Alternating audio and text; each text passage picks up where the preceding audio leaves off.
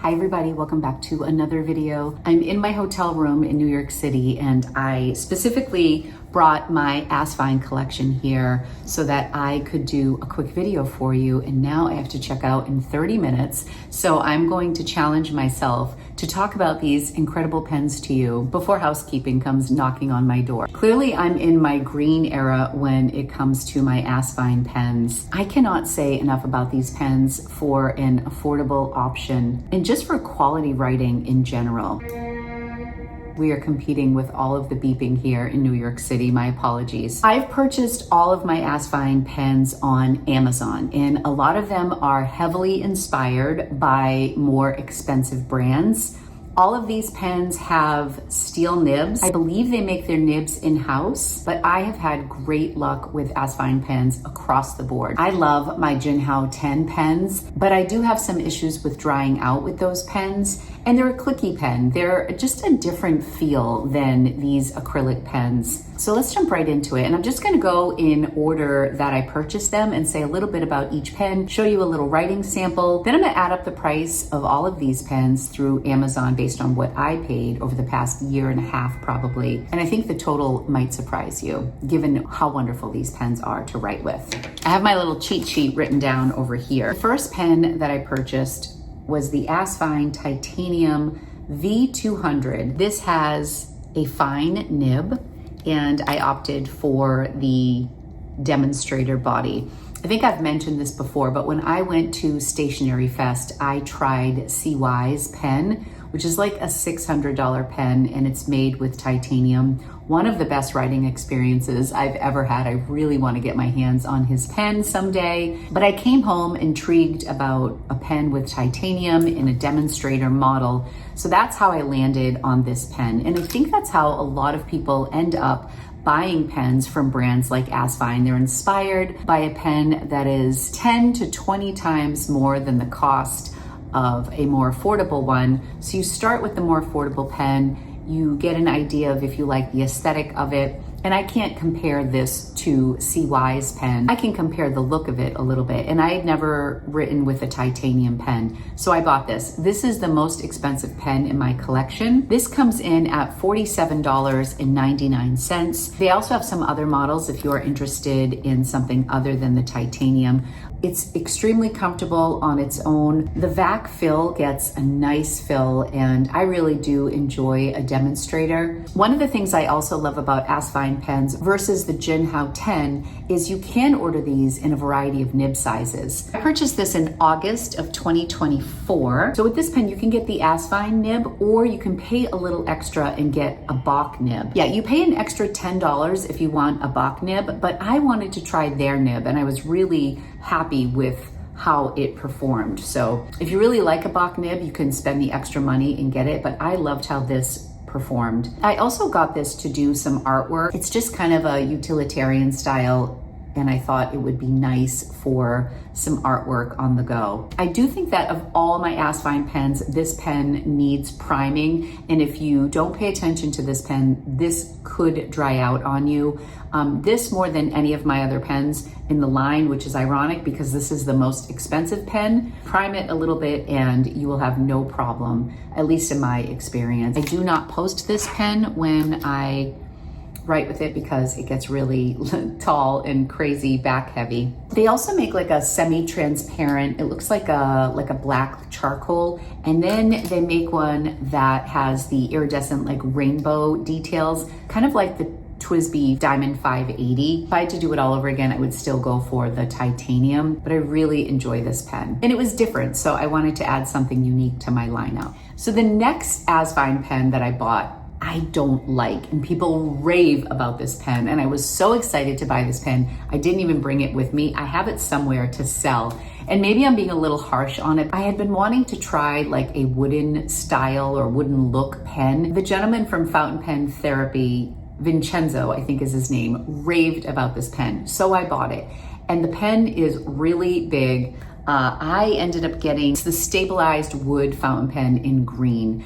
And I just don't like the cap. It just felt like the cap didn't go with the base. The base of it is like a cigar shape, but it has a flat top. Asvine is written really large. I just did not like the aesthetic of it. I think if they reworked the cap and just made it a cigar shape, or if they flattened the bottom, it would feel more cohesive to me. But as it is, I just didn't enjoy that pen. And it was kind of slippery in my hand too. I have pretty dry hands. For whatever reason, maybe because this grip section goes in a little bit, I find this super comfortable and not slippery at all.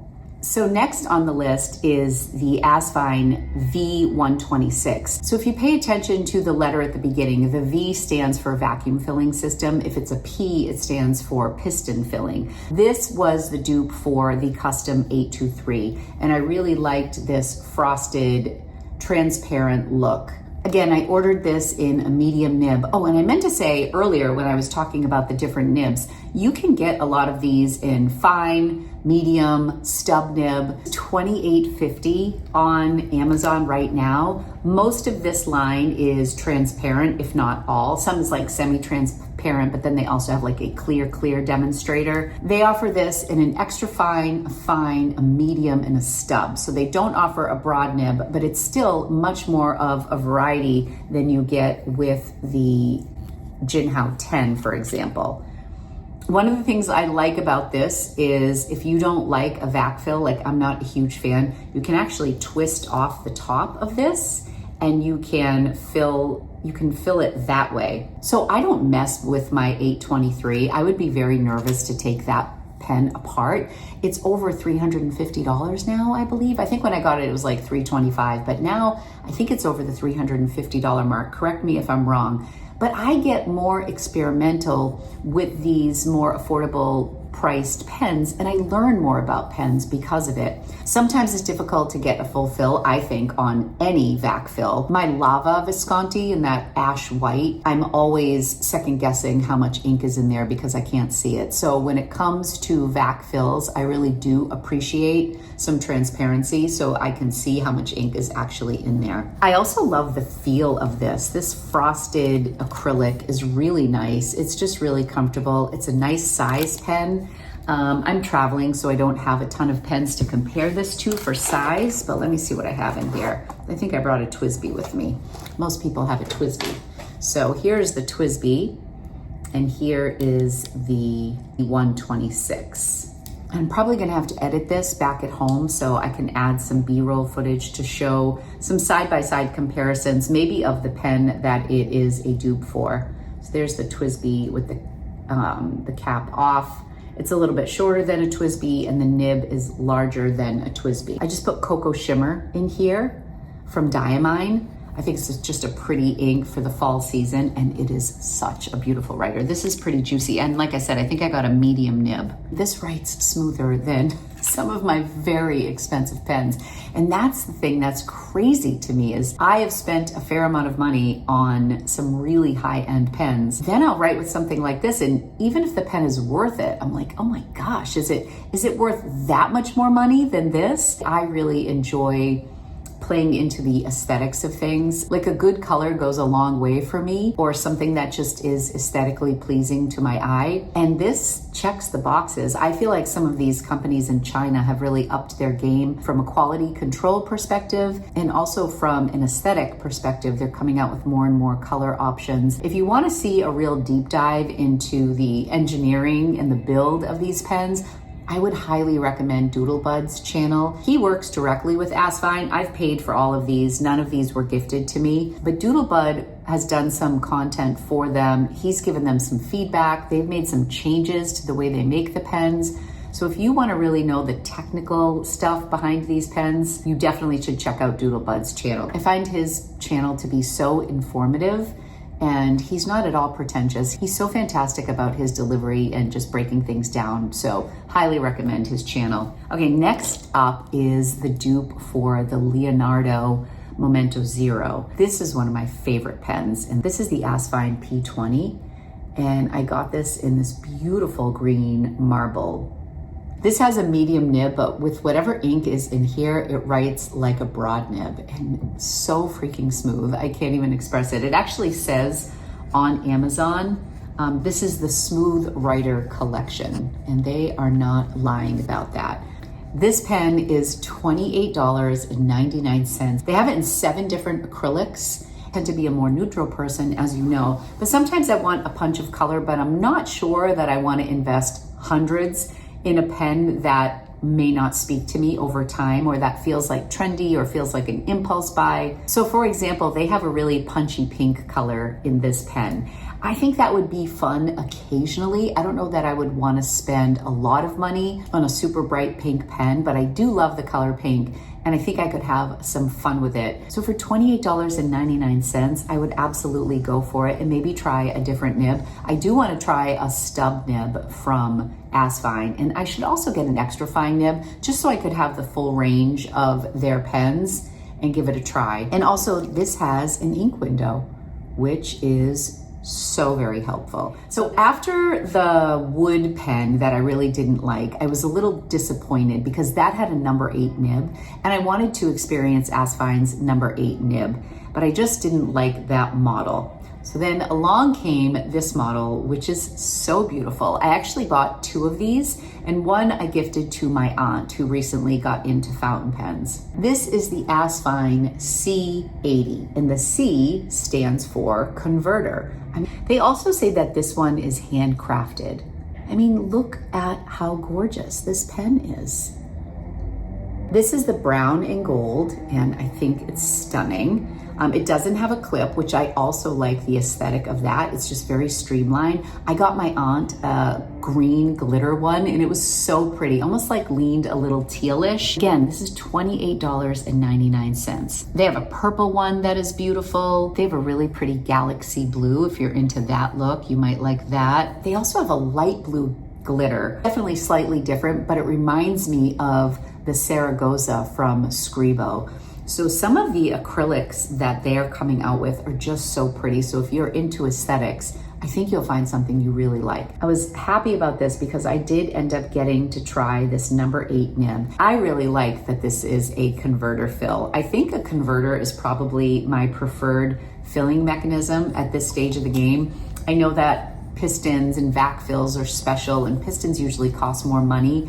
I just have a short attention span for ink, and I'm always swapping pens, swapping inks. I have lots of pens filled up at any given time. I'm not very systematic about how I use my pens. So being able to clean something out quickly and effectively is a pro for me. And I got a medium nib on this as well. So this is in comparison to the one I just shared with you. So if you like a larger pen and you've been wanting to try a number 8 nib, or if you're even thinking about like the Montblanc 149, this is not the dupe for a 149. This almost reminds me more of like a King of Pens dupe. The Jinhao X159 is the dupe for the 149. But if you just want to try a larger profile pen with a larger nib to see if that is something that would be comfortable for you, this is a great way to go. You may love that wooden pen. I just didn't like the aesthetics of it. I didn't like the design of that. It could have been the best writer in the world. I just didn't like reaching for it because I just did not like that cap. I couldn't get over it. I'm so vain. Since I liked the number 8 nib so much, I think I saw a video on this pen and totally got sucked in here. This might have been another Doodlebud. I think this is a relatively new pen. This is the Asvine V800. So again, vacuum 800. And again, I went with green. I need to branch out.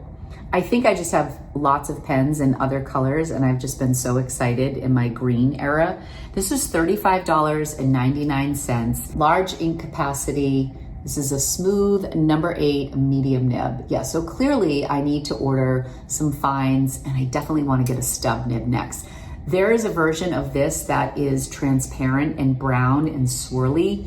I think that one I'm going to get my stub nib and just kind of have some fun with it. Every one of these is such a juicy writer, and I don't know how to explain this, but sometimes with TWSBIs and oftentimes with Navillars, there's almost like this coating on the nib that just, it feels like I want the ink to come out more. It's almost like I'm just not getting the full experience of the nib.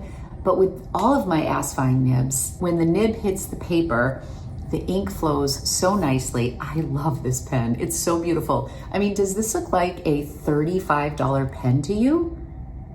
Let's just compare these bodies because these are probably super similar. So the green one is a little bit shorter and it has that band at the bottom because it is a vac fill. This one, remember, is a cartridge converter fill. The grip section is also a little bit shorter on this, so it's a bit of a different design, which is nice. You can try out different ones and see which one you like. So I actually have 3 Asvine pens that have the number 8 nib. There's only 2 that I use, but boy, do I love them. Technically, I'm supposed to check out right now, but we're gonna get this last pen in because this is my newest pen, and I've been waiting to do this video until this came in. I just thought this was really, really pretty. I have just been super interested in Asvine pens because they've just performed so well for me.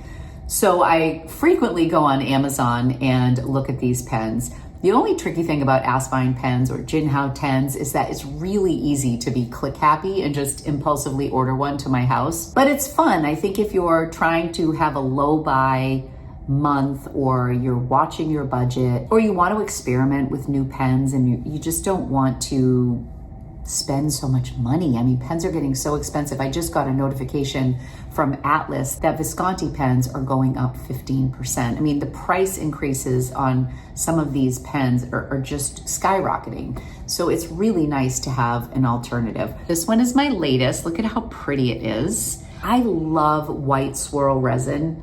I feel like there aren't enough pens like this. I see so many pens that have like a creamy swirl or they lean a little yellow, and I love just the crispness of the white as the base, and I thought that this was really pretty.